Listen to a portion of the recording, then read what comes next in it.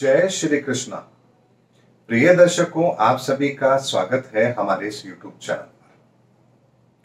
दर्शकों, दो वीडियो मैंने आप लोगों को पहले दिए। एक में मैंने प्रधानमंत्री नरेंद्र मोदी जी की कुंडली, दूसरे में 2024 का साल क्यों खास है वो मैंने आपको बताया।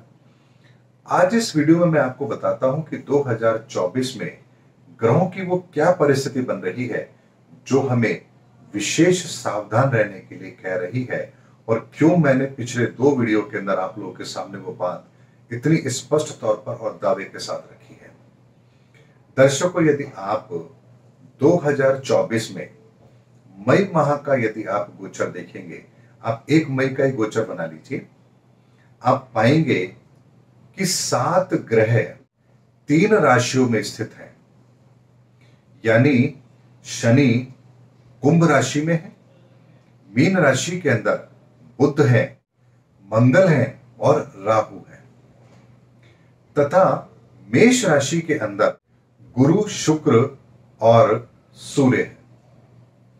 अब दर्शकों, इस कॉम्बिनेशन को जरा समझिए। शनि की दृष्टि सूर्य पर है, और दृष्टि जब भी इनकी एक दूसरे पर होती है ये शुभ नहीं होती है, क्योंकि इन दोनों के बीच में अति शत्रुता है। ऐसे में शनि की दृष्टि सूर्य पर होने का अर्थ है कि अराजकता का माहौल पैदा होना, शासन व्यवस्था में अव्यवस्थाओं का होना। मंगल राहु दोनों मीन राशि में अर्थात बृहस्पति के घर में है, वहां बुध नीच का है। अब बुध अर्थात व्यापार का कारक, बुध अर्थात फाइनेंस का कारक, बुध अर्थात शेयर मार्केट का कारक। और यदि मई के आसपास या उससे कुछ समय पहले यदि इंटरनेशनल मार्केट क्रैश हुआ, फाइनेंशियल मार्केट क्रैश हुआ, तो क्या इसका इंपैक्ट भारत पर नहीं आएगा? आप जरा सोच के देखिए, चुनाव चल रहे हैं और अचानक इक्विटी मार्केट बहुत बुरी तरह से क्रैश हो जाता है, तो क्या पूरा का पूरा माहौल एकदम से बदल नहीं जाएगा? क्या लोगों के सेंटिमेंट्स बिल्कुल पूरी तरह से नहीं बदल जाएंगे? क्या ऐसी परिस्थितियां नहीं बनेगी कि अचानक से फाइनेंशियल मार्केट क्रैश हो रहा है तो लोग पहले अपने बारे में सोचेंगे, मतदान के बारे में तो बाद में बात करेंगे। और ऐसे माहौल के अंदर आप जो पिछले 3-4-6 महीनों से हर पार्टी, हर वर्ग, हर पॉलिटिशियन जो भी तैयारी कर रहा है, आपकी सारी तैयारी धरी रह जाती है। क्या ऐसी परिस्थितियों का निर्माण नहीं हो सकता है इन ग्रहों की परिस्थिति में? बिल्कुल हो सकता है, संभावना बनती है। मंगल और राहु दोनों फिर बैठे हैं साथ में, अंगारक योग बना रहे हैं। और मैंने आप लोगों से कहा है कि जब भी अंगारक योग बनता है, खतरनाक परिणाम हमें जरूर मिलते हैं।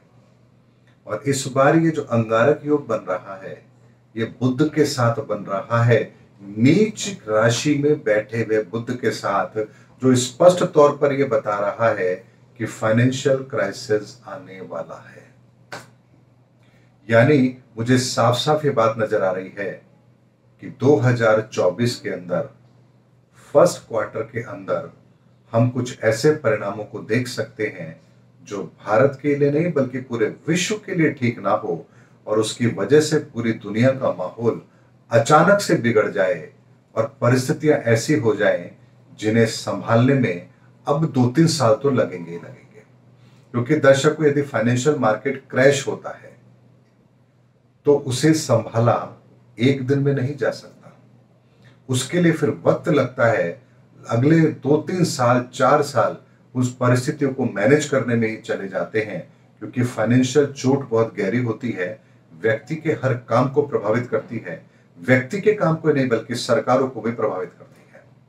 ऐसे में 2024 का ये जो समय रहेगा, अगर ये फाइनेंशियल क्राइसिस की घटना को पूरी तरह से चरितार्थ कर देता है, अगर इसका इंप्लीमेंट हो गया, अगर जो मैं कैलकुलेशन आपको दे रहा हूं ये हुई, तो आप इसका अंदाजा लगा लीजिए कि परिस्थितियां क्या होंगी।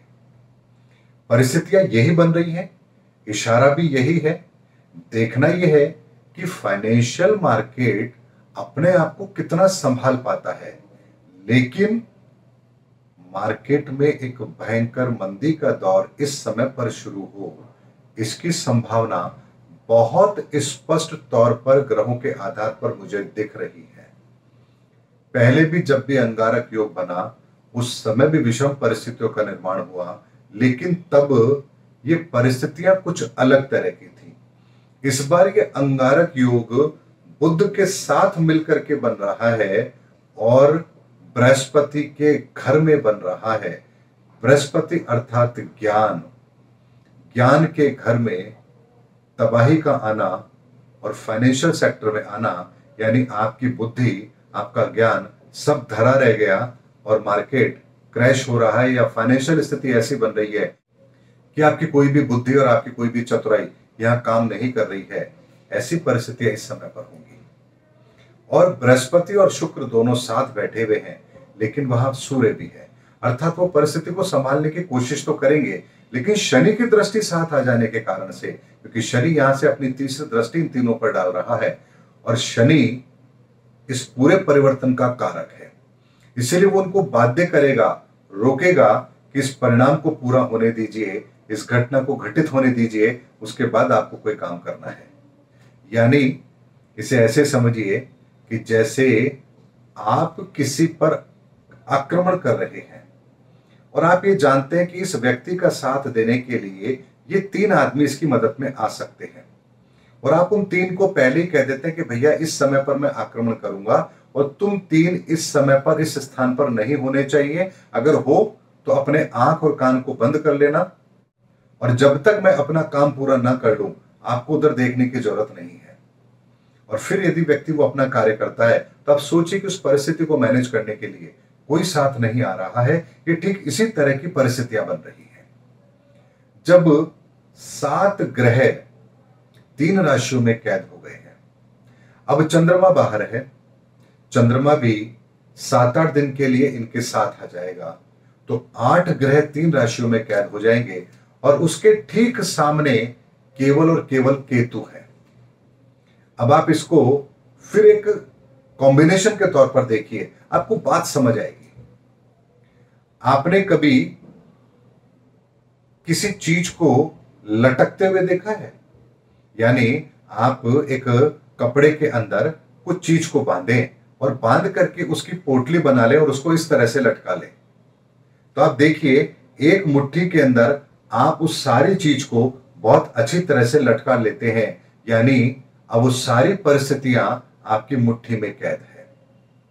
या इसको यूं समझिए कि तराजू होती है, हम तराजू के सेंटर पॉइंट को पकड़ते हैं तो देखते हैं कि पूरी की पूरी परिस्थितियां हम जैसे चाहे वैसे मैनेज कर सकते हैं। अगर हमने दोनों तरफ भार बराबर रखा है तो पोजीशन पूरी की पूरी हमारे हाथों में है। ये ठीक उसी तरह की परिस्थिति है जब केतु के ठीक सामने 3 ग्रह है, उसके आगे 3 ग्रह, उसके पीछे 2 ग्रह, शनि के साथ में चंद्रमा, यानी परिस्थितियों को ऐसे बांध देना कि कोई उससे बाहर निकल ही ना पाए, ऐसी परिस्थितियां हैं ये। अब यदि आप बताइए मई के माह में ऐसी परिस्थितियां बन रही हों और हम यहां लोकसभा चुनाव करा रहे हों, तो आप परिणामों का अंदाजा खुद लगा लीजिए। अब क्या इसके बाद भी मैं ये कहूं कि जी नहीं, जैसा हो रहा है वैसे होने दीजिए, क्या फर्क पड़ता है? ये तो वो बात हुई कि शेर सामने है और मैं अपनी आंख बंद कर लूं कि भैया आंख बंद करके भगवान का नाम लूंगा, शायद शेर चला जाएगा। ठीक है, भगवान का नाम मुझे लेना चाहिए, लेकिन भगवान भी तो मुझे यही कहेगा ना कि भाई अगर शेर सामने है तो उससे बचने का साधन भी तो तुम्हें ही ढूंढना है। मैं ठीक है तुम्हारे साथ हूं, तुम्हारी हिम्मत हूं, तुम्हारे अंदर प्रेरणा देने वाला हूं, लेकिन परिस्थिति का मुकाबला तो तुम्हें ही करना पड़ेगा, और यही तो हमें भी करना है। इसीलिए ज्योतिष का सबसे बड़ा फायदा ये होता है कि हम भविष्य के गर्भ में जाकर के देख सकते हैं कि हमें क्या मिलने वाला है, और यदि उसका आकलन हमने कर लिया तो क्या हम उस परिस्थिति से निपटने का काम पहले नहीं कर सकते?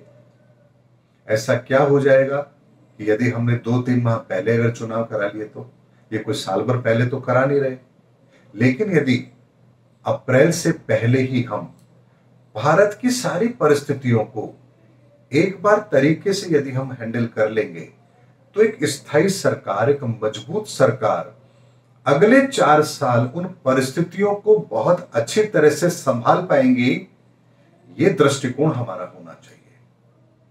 और इस दृष्टिकोण को यदि आप ध्यान में रखेंगे कि अगले 4 साल पूरे विश्व के लिए परेशानियों वाले हैं, परिस्थितियां विचित्र होंगी, तो आप उसके लिए अपने आप को तैयार पहले से कर सकते हैं कि आपको क्या करना चाहिए। और दर्शकों, ठीक उसके 1 साल के बाद में फिर वही 6 ग्रहों की युति एक राशि में बनेगी। 2020 और 2021 में भी यही हुआ था।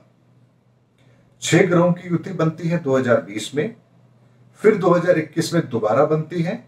कोविड की पहली लहर हमने देखी और कोविड का दूसरा भयंकर रूप हमने देखा।